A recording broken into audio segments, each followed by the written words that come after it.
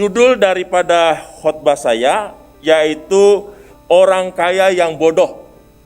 Untuk itu mari kita buka firman Tuhan ya bersama-sama dari Markus pasal yang ke-10 ayat yang ke-17 sampai 22. Jadi tolong operator di belakang seperti mengiringi pemuji disesuaikan dengan pembahasan yang saya sampaikan ya. Terima kasih untuk bantuannya.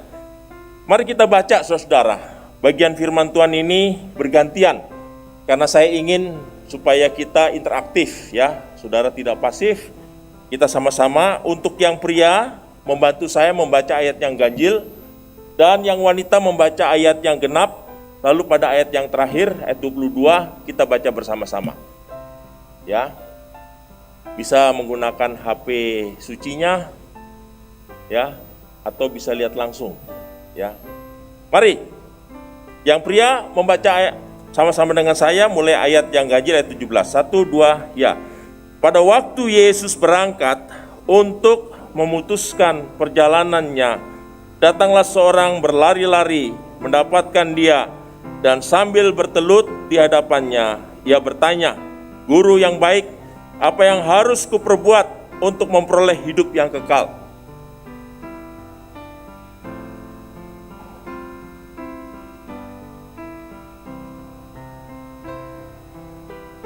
Engkau tentu mengetahui segala perintah Allah. Jangan membunuh, jangan berzina, jangan mencuri, jangan mengucapkan saksi dusta, jangan mengurangi hak orang, hormatilah ayahmu dan ibumu.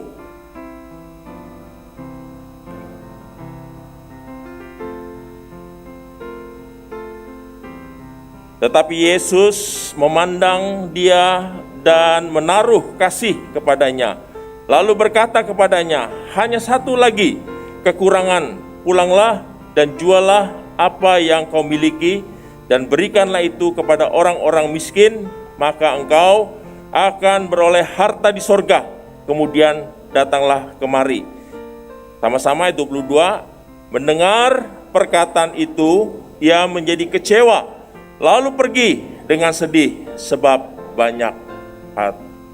Saudara yang dikasihi Tuhan Yesus Kristus, di sini diceritakan terjadi percakapan, terjadi dialog antara Tuhan Yesus dengan seseorang, ya.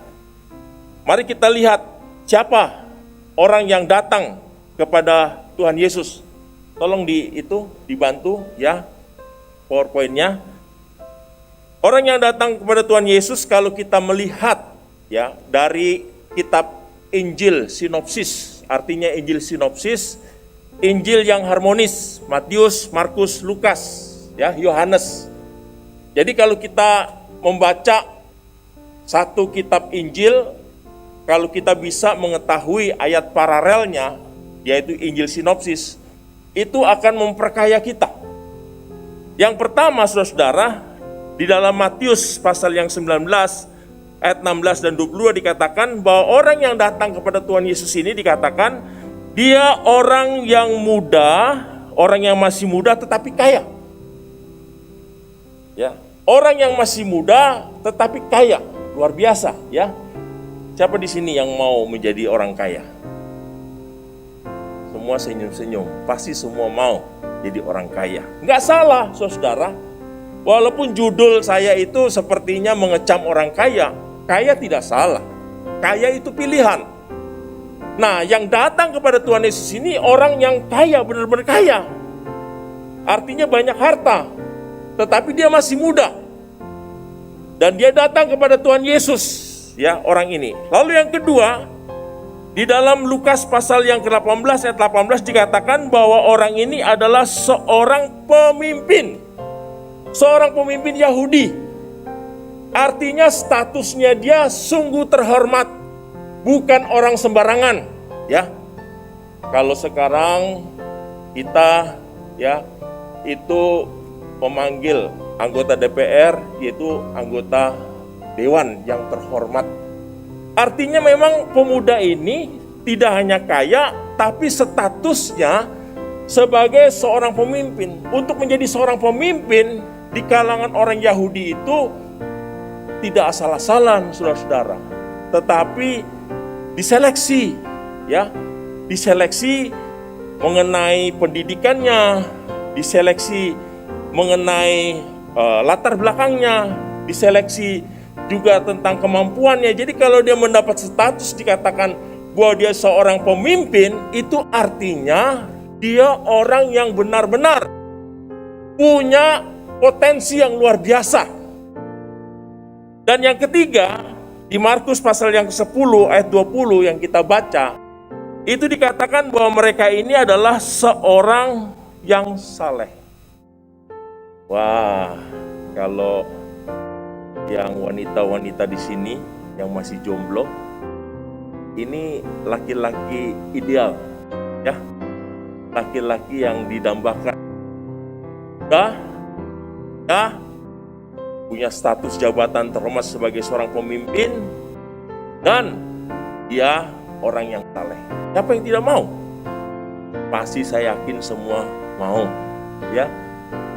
Karena tidak bisa sembarangan orang mencapai status kedudukan seperti ini. Nah, yang mengherankan dengan profil yang begitu luar biasa, dikatakan di sini, dia datang kepada Tuhan Yesus. Kalau kita melihat cara dia datang kepada Tuhan Yesus, itu di dalam Markus pasal 10 ayat 17 dikatakan, datanglah seorang muda itu berlari, ya, berlari-lari lalu bertelut. Bertelut artinya seperti ini. Gak mudah seorang yang punya kedudukan, yang punya harta banyak, ya, itu mau bertelut seperti ini di depan Tuhan Yesus dan disaksikan oleh banyak orang. Kalau kita nggak punya jabatan apa-apa, tidak punya status apa-apa, tidak ada masalah. Orang sekarang bilang apa? Jaim. Tahu jaim? Jaga image, supaya orang tidak meremehkan kita. Tapi pemuda ini tidak jaga image. Walaupun dia kaya, walaupun dia seorang pemimpin, tetapi dia berlari-lari dan dia mendapati Tuhan Yesus. Itu artinya apa, saudara? Artinya ada persoalan yang penting, ada persoalan yang urgent, ada persoalan yang benar-benar menjadi masalah besar di dalam kehidupannya yang dia tidak bisa selesaikan dengan kekayaannya, dengan kesalehannya, dengan statusnya. Dia tahu bahwa hanya Tuhan Yesus yang bisa menjawab persoalannya, sehingga dia tanpa ragu berlari menjumpai Yesus lalu bertelut dengan harapan bahwa persoalannya, masalahnya bisa mendapat jalan keluar. Kalau saudara punya masalah, saudara punya problem, apa yang biasa dilakukan? Berdoa, berbicara kepada soulmate, atau pergi ke Indomaret, Alfamart, cari baygon rasa strawberry. Alias mau apa? Mau bunuh diri? Tidak, ya. Yang jelas persoalannya begitu berat dan dia ingin supaya masalahnya itu bisa diselesaikan. Saya mau tanya sama saudara, kira-kira pemuda ini tepat nggak datang? Ke alamat yang tepat nggak datang? Ya, tepat nggak dia datang kepada Tuhan Yesus? Tepat nggak? Tepat. Ini susahnya kalau kita pakai masker, kita nggak tahu ketawa, kita nggak tahu tersenyum, ya. Ini yang hilang dari hidup kita. Saya nggak tahu saudara itu tertawa, tersenyum, saya nggak tahu. Ya, tapi kalau saya buka begini, ya saudara tahu saya tersenyum, ya. Nggak ganteng, ya. Ini susahnya kalau kita pakai masker. Jadi pemuda ini sebenarnya tepat datang kepada Tuhan Yesus. Karena Tuhan Yesus itu adalah great helper.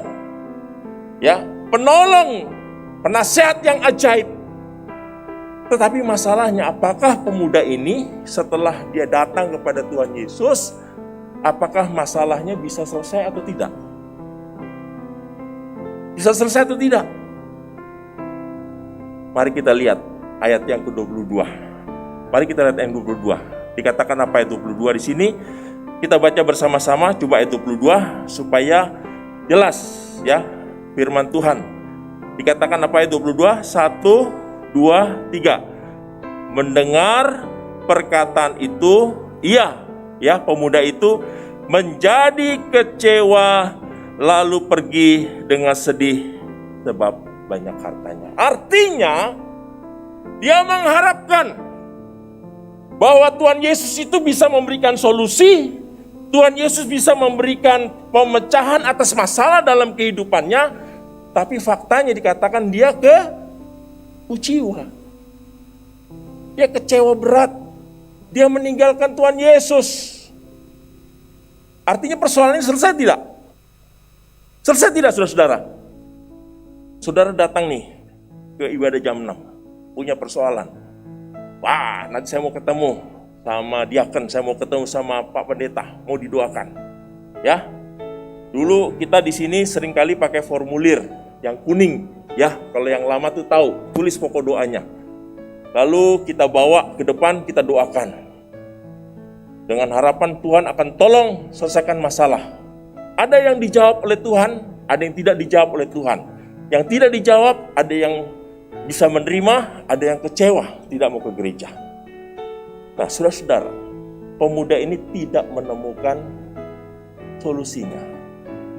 Apakah Tuhan Yesus salah? Apakah ada yang salah dengan Tuhan Yesus? Apakah Tuhan Yesus tidak bisa menolong? Apakah Tuhan Yesus tidak bisa mengkonseling, membantu orang ini, pemuda ini? Padahal dia sudah datang sungguh-sungguh, bertelut dengan harapan dia akan ditolong. Tetapi ternyata dia kecewa dan meninggalkan Tuhan Yesus. Artinya masalahnya tetap ada. Saudara, seringkali kita sama seperti pemuda ini, kecewa. Kalau kecewa seringkali kita cari kambing. Cari kambing apa? Salah, sekarang bukan kambing hitam, kambing belang. Ya, sekarang kambing belang. Nih, jam 6 ini gimana sih? Ya, saya punya masalah, didoakan. Setelah didoakan gak ada dijawab satupun, malah masalah saya tambah banyak. Wah, saudara, mulai salahin ini, salahin ini, salahin ini, salahin ini. Padahal ternyata kita seringkali masih hidup tidak benar di hadapan Tuhan. Hati-hati saudara. Kalau saudara punya persoalan, saudara datang ke Tuhan, lalu Tuhan belum jawab doa saudara, ada dua kemungkinan. Tuhan mau saudara tunggu, atau masih ada yang belum diselesaikan, dibereskan dalam hidup saudara. Pemuda ini kecewa, dan dia meninggalkan Tuhan Yesus. Dan celakanya saudara-saudara, ya, memang ini pemuda pintar sekali. Kalau nggak pintar dia nggak mungkin jadi pemimpin. Kalau tidak pintar dia tidak mungkin jadi kaya. Waktu dia berjumpa dengan Tuhan Yesus, dia begitu manis, dikatakan guru yang baik. Guru yang baik. Tuhan Yesus dipuji, lip service, guru yang baik. Tapi Tuhan Yesus itu tidak bisa dikadalin. Tuhan Yesus tidak bisa ditipu. Dia tahu. Dikatakan mengapa kau katakan aku baik? Di dalam ayat yang ke-18-19. Karena memang pemuda ini tidak benar-benar memuji dengan tulus. Kata orang, manis di bibir. Hati-hati ya. Wanita-wanita digombalin-gombalin ya, hati-hati. Kalau sudah banyak memuji itu hati-hati ya. Sebentar lagi saudara didorong masuk ke jurang. Ya, lebih baik teman yang bicara apa adanya ya, kalau bilang A, B, daripada puji-puji, tahu-tahu di belakang kita ya, bukannya dipuji malah dijelek-jelekin. Ya, hati-hati. Pemuda ini memuji Tuhan Yesus, guru yang baik. Tapi Tuhan Yesus itu bukannya masa besar kepala. Dikatakan mengapa kau katakan aku baik? Ya. Tuhan Yesus tidak mempan dipuji. Ada orang senang dipuji. Ya, hati-hati saudara yang mulai PDKT, kalau mulai ada banyak pujian, ya, itu artinya saudara sedang dalam fase diangkat tinggi-tinggi sampai melayang. Itu sama saja saudara dibawa ke pinggir jurang lalu tinggal dicorokin jatuh. Ya, dalam berteman hati-hati kalau teman-teman yang senang muji. Bukan berarti kita tidak boleh muji, boleh dong Pak Wasis, ya.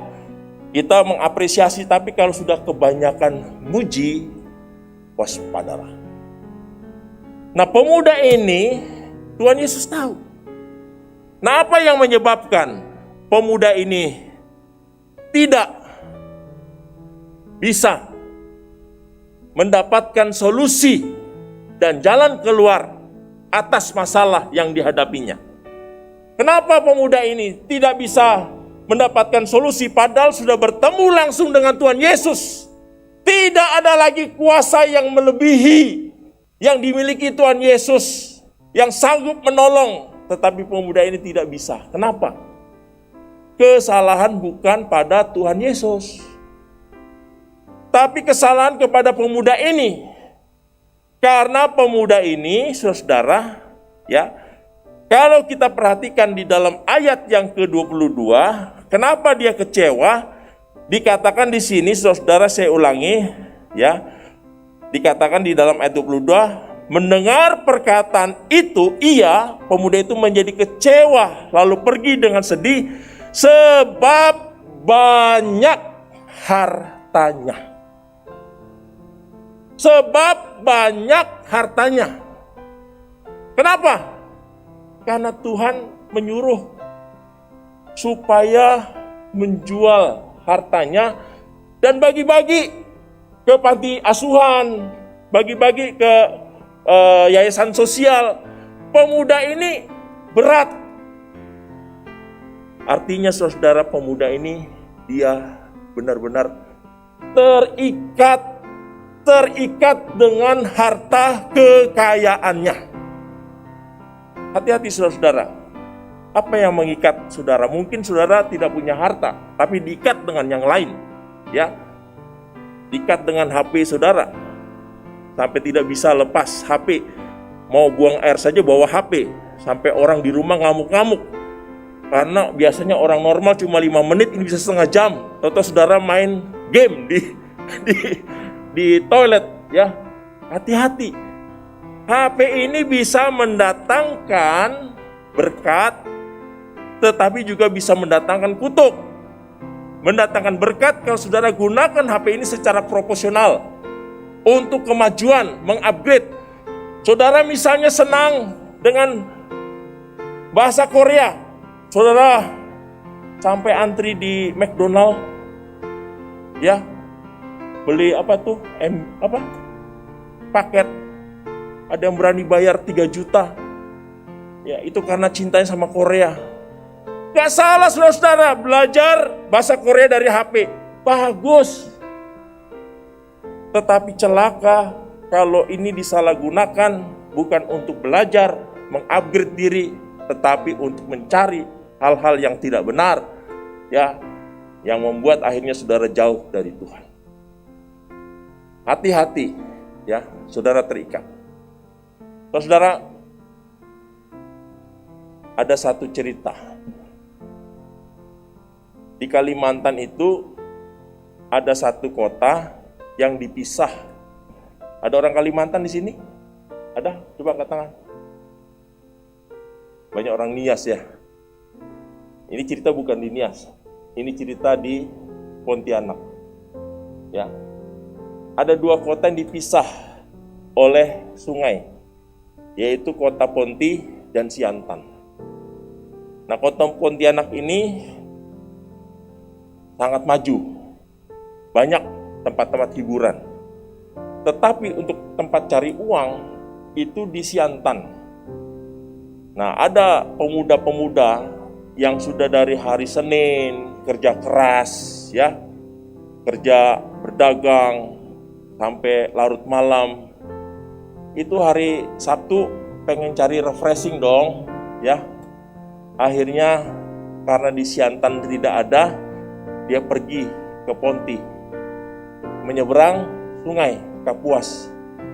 Saudara jangan pikir sungai Ciliwung, ya. Kalau sungai Ciliwung cuma berapa meter, sungai Kapuas itu luas dan nyebrangnya harus pakai taksi, bukan Bluebird, bukan taksi Grab, bukan, yaitu perahu kelotok, ya, perahu kelotok. Nah, pemuda ini pengen refreshing karena dia pengen dugem, ya, dunia gemerlap, cari kafe, ya, nongkrong begitu, ngopi di Starbucks atau di tempat-tempat yang santai. Wajar, dari hari Senin, Selasa, Rabu, Kamis, Jumat, Sabtu udah kerja keras. Wajar kan? Nggak ada yang salah, saudara. Tidak salah kita refreshing, tapi jangan sekarang, ini lagi banyak COVID, ya. Saudara nanti bukan refreshing, malah nanti ke rumah sakit Kemayoran nanti. Ya. Nah, jadi pemuda ini dia semangat. Naik taksi, perahu kelotok, pergi ke Ponti. Sampai di Ponti dia cari tempat, saya nggak mau minum kopi. Ya, dia cari minuman yang beralkohol. Singkat cerita, dia begitu asik, dugem, dia minum, akhirnya dia kehilangan kesadaran. Sadar-sadar, wah, dia harus pulang. Akhirnya sudah dini hari, ya, ini cerita waktu belum COVID, belum ada jam malam. Dia pulang naik taksi lagi. Mulailah dia, ya, menggunakan perahu kelotok. Dia mengayuh. Dari jam 4 dia mengayuh. Dalam kesadaran yang tidak begitu baik karena pengaruh alkohol, dia terhuyung-huyung. Lalu apa, saudara-saudara? Sampai matahari fajar naik, pemuda ini heran kok nggak sampai-sampai. Ya, perasaan tadi dari Siantan ke Ponti cuma setengah jam. Ini sudah 1,5 jam dia kayuh, kok nggak sampai-sampai. Keringat sudah mulai bercucuran. Dia mungkin karena kurang kuat. Akhirnya karena keringat bercucuran, pengaruh alkohol sudah semakin hilang dan matahari sudah makin naik dan cuaca semakin terang. Lalu dia lihat dia ada di dermaga. Setelah dilihat belakang, ternyata perahunya itu masih diikat, saudara-saudara. Ya, jadi sepanjang semalaman dia mengayuh, perahunya itu tidak jalan. Maklum orang lagi teler. Dia sadar setelah kondisinya baik, ternyata perahunya masih tertambat di dermaga di Pontianak. Dia belum sampai ke Siantan. Artinya dia mengayuh setengah mati, tetapi tidak sampai kepada tujuan. Karena apa? Karena terikat. Saudara juga seperti itu. Saudara rajin datang ke gereja, saudara rajin baca Alkitab, saudara rajin beribadah. Tapi kalau masih ada sesuatu yang mengikat di dalam diri saudara, ya, saudara tidak akan bertumbuh ke arah kedewasaan rohani. Kenapa? Karena kita masih diikat. Sama seperti pemuda ini, sudah setengah mati mengayuh, tetapi tidak sampai karena perahunya masih terikat.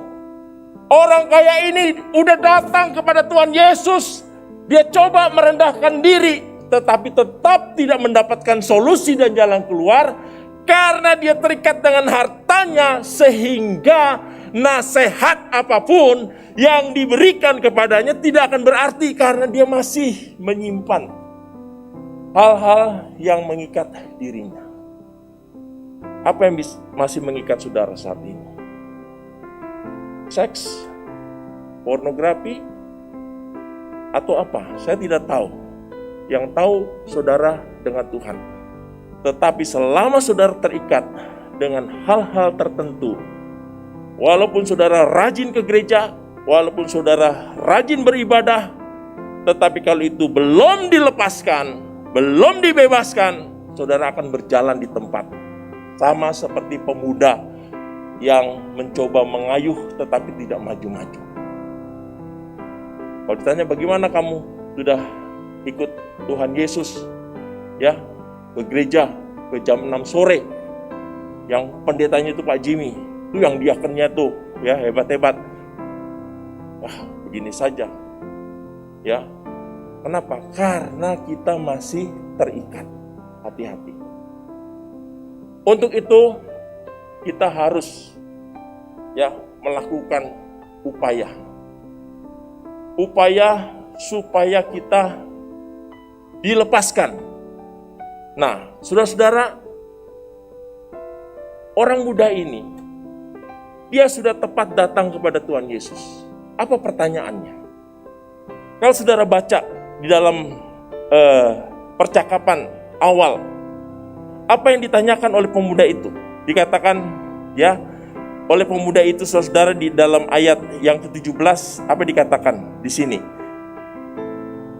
Pada waktu itu Yesus berangkat untuk perjalanan, datanglah seorang muda mendapatkan dia sambil bertelut di hadapannya. Ia bertanya, ini pertanyaannya nih, Guru yang baik, apa yang harus kuperbuat untuk memperoleh hidup yang kekal? Dengan kata lain, kenapa pemuda ini terikat? Karena dia belum mengalami pertobatan. Hidupnya masih untuk dirinya sendiri, bukan untuk Tuhan. Dia belum bertobat, sehingga dia bertanya, bagaimana memperoleh hidup yang kekal? Artinya dia belum tahu keselamatan. Yesus Kristus belum ada di dalam hatinya, belum ada bertahta di dalam dirinya. Pantaslah dia terikat dengan hartanya, karena itulah yang menjadi sandaran, jaminan, ya, jaminan di dalam hidupnya. Dia pikir kalau dia punya harta banyak, kalau dia punya uang banyak, dia bisa mengatur segala-galanya. Saudara-saudara, karena di dalam diri dia masih belum mengalami karya keselamatan. Dia masih bertanya bagaimana memperoleh hidup yang kekal. Kalau sekarang malam hari ini saya tanya kepada saudara-saudara, ya, Pak Wasi sudah lama tidak khotbah di jam 6, sekali khotbah galak banget. Tidak galak, saudara-saudara. Saya ingin supaya saudara benar-benar memiliki hidup, ya, bahagia di dunia ini, mati masuk surga. Amin. Bahagia di dunia ini, mati masuk surga. Jangan bahagia di dunia ini, mati tidak masuk surga. Pemuda ini pikir dengan uangnya dia safe di dunia ini. Tapi ada persoalan besar, dia belum yakin akan keselamatannya karena belum ada Yesus di dalam hatinya. Oleh sebab itu dia bertanya, Guru, bagaimana memperoleh hidup yang kekal? Sekarang pertanyaan saya kepada saudara-saudara. Kalau saudara pulang dari tempat ini, tiba-tiba saudara mengalami kecelakaan, dan saudara harus dipanggil Tuhan, ya, saudara kira-kira masuk mana? Apakah masuk surga atau masuk yang lain? Nah, itu yang ditakutkan oleh pemuda yang datang kepada Tuhan Yesus. Belum yakin bahwa kalau dia mati, dia akan masuk surga. Kalau dia mati, dia akan mengalami keselamatan. Dia belum yakin. Makanya dia bertanya kepada Tuhan Yesus, bagaimana memperoleh hidup yang kekal? Nah, pertanyaan yang sama saya tanyakan kepada saudara. Saudara sudah bekerja keras, saudara sudah benar-benar berjuang di Jakarta ini. Wajar kalau saudara menikmati hasil jerah liur saudara. Tapi akan sangat luar biasa kalau saudara juga nanti kalau meninggal, kita masuk ke surga. Untuk itu Tuhan ingin supaya pemuda ini, ya, bukan Tuhan tuh mata duitan. Bukan Tuhan itu butuh uangnya orang kaya ini. Tuhan Yesus mau supaya orientasi hidup pemuda ini bukan kepada mamon, bukan kepada hartanya, tetapi fokusnya kepada Tuhan. Not I, but Christ. Hidupku bukan aku lagi, tetapi Kristus yang hidup di dalam aku. Kalau Kristus hidup di dalam aku, kita tidak akan terikat dengan harta dunia yang hangat ini. Ya, apalagi lagi COVID sekarang ini. Untuk itu saudara dikasih Tuhan, malam ini saya membuat pertanyaan yang sama. Apakah saudara sudah sungguh-sungguh yakin saudara memperoleh hidup yang kekal? Kalau saudara sudah yakin bahwa saudara memperoleh hidup yang kekal, saudara akan mati, dan kalau saudara mati, saudara masuk surga, maka saudara tidak akan terikat dengan hal-hal duniawi yang membuat saudara tidak bisa bertumbuh di dalam iman saudara. Amin.